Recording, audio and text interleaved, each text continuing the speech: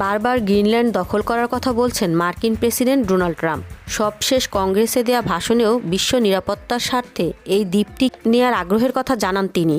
তবে বিশ্বের বৃহত্তম দ্বীপটির প্রতি যুক্তরাষ্ট্রের এই আকর্ষণের কারণ কি শুধুই নিরাপত্তা ইস্যু, কৌশলগত অবস্থান নাকি সম্পদ?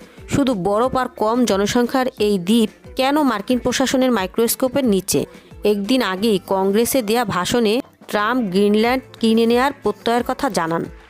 এমনকি সেখানকার বাসিন্দাদের ধনী করে দেয়া হবে বলে প্রলোভন দেখান।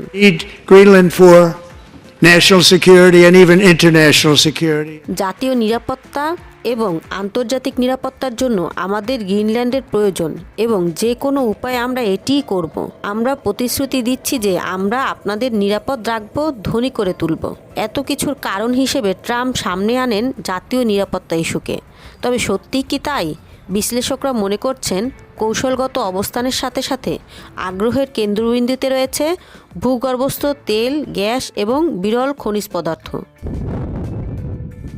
চীনের ওপর নির্ভরশীলতা কমাতে গ্রিনল্যান্ডের বিরল খনিজ আহরণের আগ্রহী ওয়াশিংটন। হোয়াইট হাউসের এমন পদক্ষেপে হুমকিতে পড়তে পারে বৈশ্বিক জলবায়ু।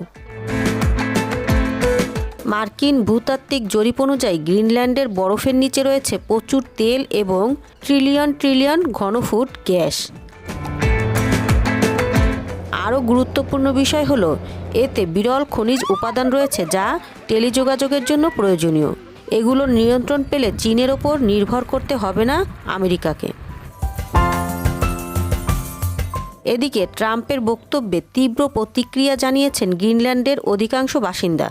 জানান ডেনমার্কের আওতাধীন এই অঞ্চলে তারা স্বায়ত্তশাসন বজায় রাখতে চায়।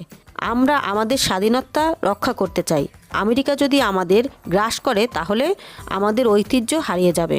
গ্রিনল্যান্ডকে বাঁচাতে আমেরিকার সহায়তার প্রয়োজন নেই। দরকার কিভাবে এর বরফ গলা বন্ধ করা যায় তা নিয়ে কার্যকারী পদক্ষেপ, নইলে গোটা বিশ্বই পানিতে তলিয়ে যাবে। গ্রিনল্যান্ড কি যুক্তরাষ্ট্রের অংশ হবে নাকি এটি তার স্বায়ত্তশাসন বজায় রাখবে তা সময় বলে দেবে। কিন্তু এটুকু স্পষ্ট, গ্রিনল্যান্ড এখন আর শুধু বরফে ঢাকা একটি দ্বীপ নয়, এটি পরিণত হয়েছে বিশ্ব রাজনীতির কেন্দ্রবিন্দুতে।